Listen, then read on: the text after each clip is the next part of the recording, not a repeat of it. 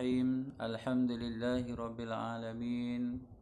Wassalatu wassalamu ala asyrafil anbiya'i wal mursalin sayyidina wa maulana Muhammad wa ala alihi wa ashabihi ajma'in. Subhanaka la ilma lana illa ma 'allamtana innaka antal alimul hakim. Rabbi shrah li sadri wa yassir li amri wahlul 'uqdatam min lisani yafqahu qawli. Alhamdulillah, syukur kita kepada Allah Subhanahu Wa Taala. Hari ini kita dapat bertemu lagi dalam pembelajaran kitab Pendidikan Islam tingkatan 4. Dan insya-Allah pada hari ini kita akan sambung pembelajaran kita dalam bidang tamadun. Jadi kita tukar kepada bidang tamadun. Sebelum ini kita dah belajar dalam bidang tamadun ini kerajaan Khulafa Ar-Rasyidin. Hari ini insya-Allah kita akan ambil lagi satu lagi kerajaan, iaitu kerajaan Umayyah. Seperti mana yang kita tahu, kerajaan Islam ini bermula dengan kerajaan Rasulullah sallallahu alaihi wasallam di Madinah. Kemudian apabila Rasulullah sallallahu alaihi wasallam wafat, kerajaan Islam digantikan oleh Khulafa Ar-Rasyidin, 4 orang khalifah. Dan selepas berakhirnya 4 orang khalifah, kerajaan Islam diteruskan dengan sebuah lagi kerajaan yang bernama Kerajaan Umayyah. Jadi insya-Allah pada hari ini kita akan belajar Kerajaan Umayyah. Seperti biasa dinasihatkan kepada semua pelajar agar keluarkan buku nota, catat nota-nota ini dalam bidang tamadun insya-Allah. Pertamanya kita tengok sejarah penubuhan kerajaan Umayyah, latar belakangnya secara ringkas. Yang pertama, asal penubuhan. Okey, kenapa diambil nama Umayyah? Kenapa kerajaan ini dinamakan sebagai Kerajaan Umayyah? Okey. Kerajaan Umayyah ini diambil bersempena dengan nama Umayyah bin Abdul Manaf, iaitu salah seorang daripada pemimpin keturunan Quraisy. Oleh kerana nama dia tu diambil nama Umayyah, maka kerajaan ini dipanggil sebagai Kerajaan Umayyah. Jadi memberi bayangan kepada kita semua pemerintah kerajaan Umayyah ini adalah anak cucu keturunan Umayyah bin Abdul Manaf, Umayyah bin Abdul Syams bin Abdul Manaf. Okey. Kemudian yang kedua kita tengok pengasas. Siapakah nama pengasas kerajaan Umayyah ini? Pengasasnya adalah salah seorang sahabat Nabi juga bernama Muawiyah bin Abi Sufyan. Muawiyah bin Abi Sufyan salah seorang anak cucu kepada Umayyah. Dialah yang mengambil alih pemerintahan kerajaan Islam selepas jatuhnya kerajaan Khulafa Ar-Rasyidin. Kemudian kerajaan ini memerintah selama 91 tahun. Bermula pada tahun 41 Hijrah hingga 132 Hijrah. Lama pemerintahannya hampir dekat satu kurun, iaitu 91 tahun sebelum kerajaan ini jatuh kepada kerajaan seterusnya, iaitu Kerajaan Abbasiyah. Keluasan kerajaan ini empayanya meliputi kawasan mana? Iaitu meliputi sebahagian besar benua Afrika, Asia dan Eropah. Jadi kalau kita tengok kerajaan ini sudah besar. Okey. Afrika terutamanya bahagian utara itu sebahagian besarnya dikuasai oleh kerajaan Umayyah. Kemudian benua Asia pun dikuasai oleh kerajaan Umayyah, juga di Eropah. Bahkan pada kerajaan Umayyah ini ada satu ketika keturunan Umayyah telah membuka Spanyol yang dipanggil sebagai Andalus. Jadi kerajaan Islam di Spanyol itu adalah kerajaan Umayyah. Okey. Bilangan khalifah selama 91 tahun ini selamai 14 orang khalifah. Okey, 14 orang khalifah. Okey. Itu kita sambung seterusnya. Yang keenam juga dalam sejarah penubuhan, latar belakangnya daripada 14 orang khalifah kerajaan Umayyah ini, khalifah yang terkenalnya ialah yang pertama bernama Muawiyah bin Abi Sufyan, iaitu pengasas kerajaan ini. Yang kedua bernama Abdul Malik bin Marwan. Yang ketiga Al-Walid bin Abdul Malik. Yang keempat Umar bin Abdul Aziz. Ini 4 orang khalifah yang masyhur, yang tersohor semasa kerajaan Umayyah. Okey. Siapa nama khalifah yang pertama? Khalifah pertama bernama Muawiyah bin Abi Sufyan. Khalifah terakhir Marwan bin Muhammad. Marwan bin Muhammad. Pusat pemerintahan kerajaan Umayyah ini berpusat di Damsyik, Syria. Damsyik, bukan lagi di Madinah. Kalau kita belajar sebelum ini, kerajaan Rasulullah berpusat di Madinah. Begitu juga kerajaan Khulafa Ar-Rasyidin pusatnya di Madinah. Tapi naik kerajaan Umayyah ini, pusat pentadbiran berpindah ke Damsyik, Syria. Okey. Yang ke-10 tahap pemerintahan. Okey. Tahap pemerintahan, tahap pertama berpusat di Damsyik, iaitu yang kita belajar sekarang ini, bermula tahun 41 Hijrah hingga 132 Hijrah, menggunakan gelaran khalifah. Pemerintahnya menggunakan gelaran khalifah. Tahap yang kedua berpusat di Cordova. Ini saya dah sebut tadi. Satu ketika anak cucu kepada Umayyah ini juga dapat menguasai Spanyol. Okey. Maka mereka buat kerajaan di Cordova, Spanyol. Bermula tahun 138 Hijrah hinggalah 422 Hijrah. Okey.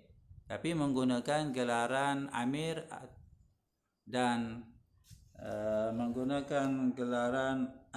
Khalifah. Ada yang guna gelaran Amir, ada yang guna gelaran Khalifah. Kalau di Damsyik menggunakan gelaran Khalifah. Okey. Yang kita nak fokus sekarang ialah tahap yang pertama lah, iaitu kerajaan Umayyah di Damsyik. Yang di Spanyol itu kita tak masukkan di sinilah. Tapi kalau nak tahu kerajaan Umayyah ni, dia ada dua lah, iaitu kerajaan Umayyah di Damsyik dan yang kedua kerajaan Umayyah di Spanyol. Di Damsyik, berpusat di Damsyik. Kemudian ada satu lagi kerajaan di Spanyol berpusat di Cordova. Okey. Seterusnya kita akan belajar 4 orang khalifah kerajaan Umayyah yang terkenal. Okey, 4 orang khalifah, siapa nama dia dan juga jasa serta sumbangan. Okey. Yang pertama khalifah yang bernama Muawiyah bin Abi Sufyan, khalifah yang pertama. Okey. Memerintah selama 19 tahun 3 bulan, bermula tahun 41 Hijrah hingga tahun 60 Hijrah. Okey, ini khalifah yang pertama Muawiyah. Apakah jasa Muawiyah ini? Yang pertama, menjadikan Damsyik sebagai pusat pemerintahan Islam yang terkenal. Dia memindahkan ibu negara daripada Madinah ke Damsyik. Okey, yang kedua, mewujudkan perkhidmatan khusus berkuda, ataupun dalam bahasa Arab dipanggil Dewan Al-Barud. Okey, yang ketiga, memperkenalkan cap mohor rasmi kerajaan Umayyah, yang dipanggil sebagai Dewan Al-Khatim. Okey, yang dipanggil sebagai Dewan Al-Khatim. Yang keempat, menubuhkan Jabatan Setiausaha ataupun dipanggil sebagai Dewan Ar-Rasail, Jabatan Cukai dan Jabatan Urusan Awam. Okey, Jabatan Cukai dan Jabatan Urusan Awam. Dan yang kelima, memperkasakan armada laut, memperkasakan tentera laut. Ini 5 jasa yang disebut sebagai jasa Muawiyah bin Abi Sufyan. Di samping dialah yang mengasaskan kerajaan ini. Okey, khalifah yang kedua yang terkenal bernama Abdul Malik bin Marwan, iaitu khalifah yang kelima. Okey, khalifah yang kelima dah ni. Okey, memerintah selama 21 tahun, bermula tahun 65 Hijrah hingga 86 Hijrah. Okey, apakah jasanya? Jasa Abdul Malik ini, yang pertama, menetapkan bahasa Arab sebagai bahasa rasmi dalam urusan pentadbiran negara. Jadi ia jadikan bahasa Arab sebagai bahasa rasmi negara dah. Semua pentadbiran negara menggunakan bahasa Arab. Okey. Yang kedua,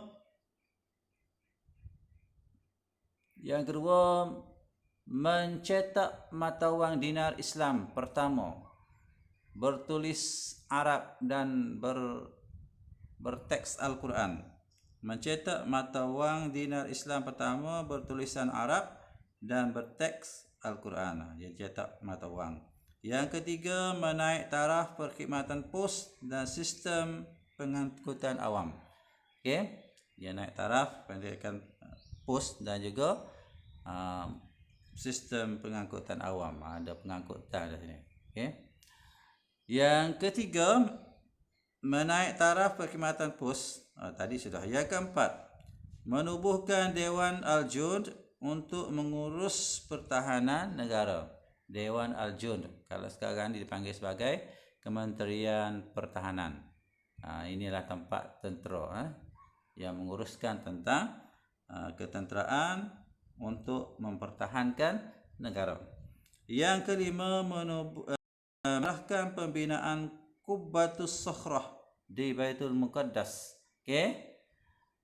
Dia mengarahkan bina satu kubah di Baitul Maqdis tu, dipanggil sebagai Kubah As-Sakhrah. Itu jasa Abdul Malik bin Marwan, khalifah yang kelima. Seterusnya, khalifah yang terkenal juga yang ketiga bernama Al-Walid bin Abdul Malik. Al-Walid bin Abdul Malik iaitu khalifah yang keenam. Dia ini anak kepada khalifah tadi, iaitu anak kepada Abdul Malik. Anak dia ni bernama Al-Walid bin Abdul Malik, khalifah yang keenam, memerintah selama 9 tahun 7 bulan, bermula tahun 86 Hijrah hingga 96 Hijrah. Apakah jasa yang dibuat oleh Al-Walid ni? Yang pertama, pembukaan wilayah baharu Islam seperti Andalus dan India. Pada masa Abdul Malik ini, pada masa Al-Walid inilah berlaku pembukaan wilayah baru. Yang terkenalnya ialah pembukaan Andalus ataupun Sepanyol tadi. Dibuka semasa Al-Walid bin Abdul Malik. Begitu juga India pun sudah dimasuki oleh orang Islam pada waktu itu.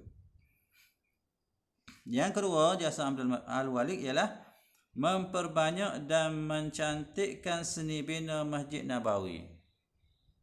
Bukan memperbanyak, memperbaik. Okey, memperbaik dan mencantikkan seni bina Masjid An-Nabawi. Jadi Masjid Nabawi ini Masjid Nabi di Madinah.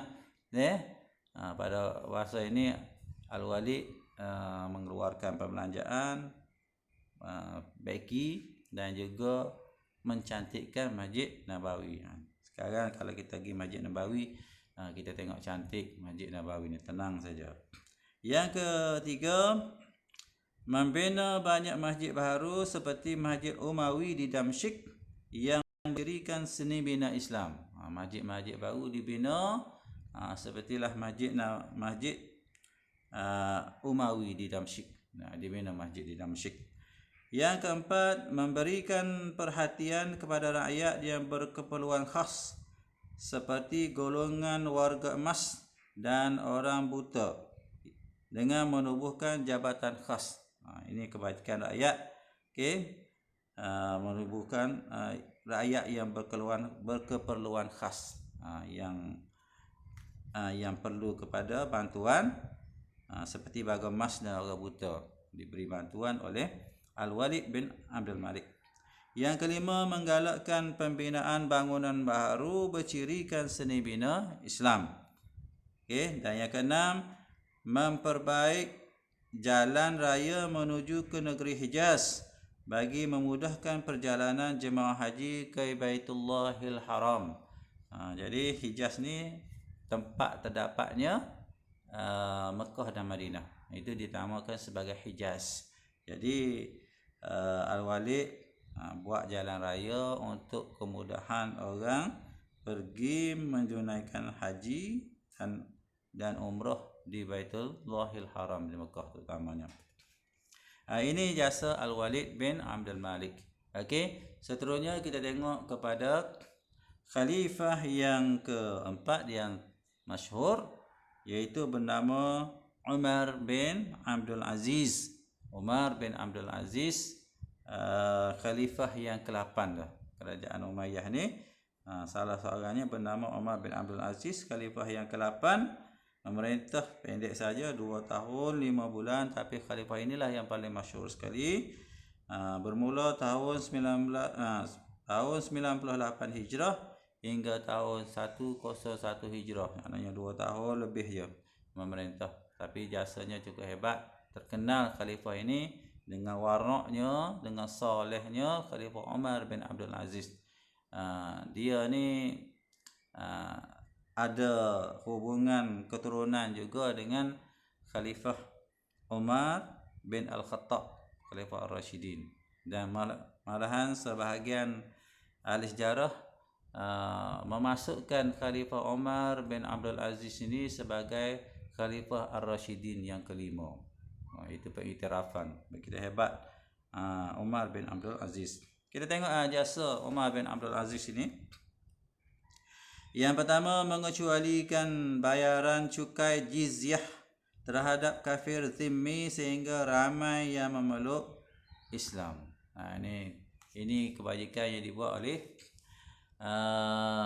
Umar bin Abdul Aziz. Dia mengecualikan bayaran cukai jizyah. Dalam Islam ni banyak jenis cukai. Salah satunya bernama jizyah. Jizyah ni cukai yang diambil kepada orang kafir zimmi, orang kafir yang hidup dalam negara Islam, yang tunduk kepada pemerintahan Islam dan dia tidak lawan kerajaan Islam. Itu dipanggil sebagai kafir zimmi. Kafir zimmi ni bukan kafir yang jahat. Dia cari makan saja dalam negara Islam. Dia tunduk kepada semua peraturan Islam. Cuma dia tidak Islam saja. Dari segi Islamnya kita harus mengambil cukai daripada mereka. Okey, cukai ini dipanggil sebagai cukai jizyah. Kalau orang Islam kita ambil zakat, orang bukan Islam ataupun kafir zimmi ini kita ambil jizyah. Tapi pada masa Umar bin Abdul Aziz, jizyah ini Umar tak ambil. Maka menyebabkan oleh kerana Umar ni begitu prihatin, tak ambil cukai pun daripada kafir zimmi, lalu ramai yang memeluk Islam. Itu jasa pertama.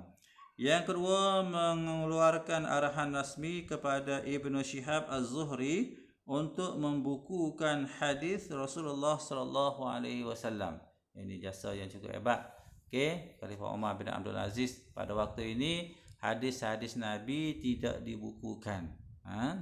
Semuanya berada dalam dada-dada para sahabat. Okey, berselerak. Okey. Bimbang Umar bin Abdul Aziz hadis ini akan hilang pada satu hari nanti, perlu dibukukan. Maka dia mengeluarkan arahan rasmi kepada seorang tokoh bernama Ibnu Shihab Az-Zuhri, buat rancangan untuk membukukan hadis. Yang ketiga, membina rumah transit untuk para pedagang. Untuk keperluan para pedagang, Khalifah Umar bin Abdul Aziz arahkan agar dibina rumah transit, rumah persinggahan di tengah jalan untuk orang berdagang berehat sebelum menyambung perjalanan mereka. Yang seterusnya, yang keempat, menaik taraf infrastruktur untuk kemudahan rakyat seperti hospital, jambatan, perigi, jalan raya dan sistem pengangkutan awam. Ini jasa kebajikan yang dibuat oleh Umar bin Abdul Aziz. Okey. Infrastruktur untuk kemudahan rakyat dibina. Dan yang keenam, mengasaskan Dewan Penasihat yang dianggotai oleh para ulama untuk memberikan nasihat kepada khalifah. Dia khalifah yang perlu, yang bukan diktator. Dia dalam masa-masa tertentu dia perlu kepada nasihat, maka dia tubuhkan satu jabatan khas untuk menasihati khalifah. Okey, khalifah yang adil ini, itulah khalifah yang terkenal, Umar bin Abdul Aziz. Jadi rasanya setakat ini dulu untuk nota hari ini. Ada sambungannya kita tayang semula, iaitu selepas ini kita akan belajar faktor kegemilangan dan kejatuhan kerajaan Umayyah. Tapi kita stop sini dulu, kita sambung kemudian. Okey. Jangan lupa salin elok-elok dalam buku nota. Mudah-mudahan nota ini berguna untuk kita ketika kita nak jawab peperiksaan nanti. Aku qauli hadza wa astaghfirullahal azim li wa lakum. Wassalamualaikum warahmatullahi wabarakatuh.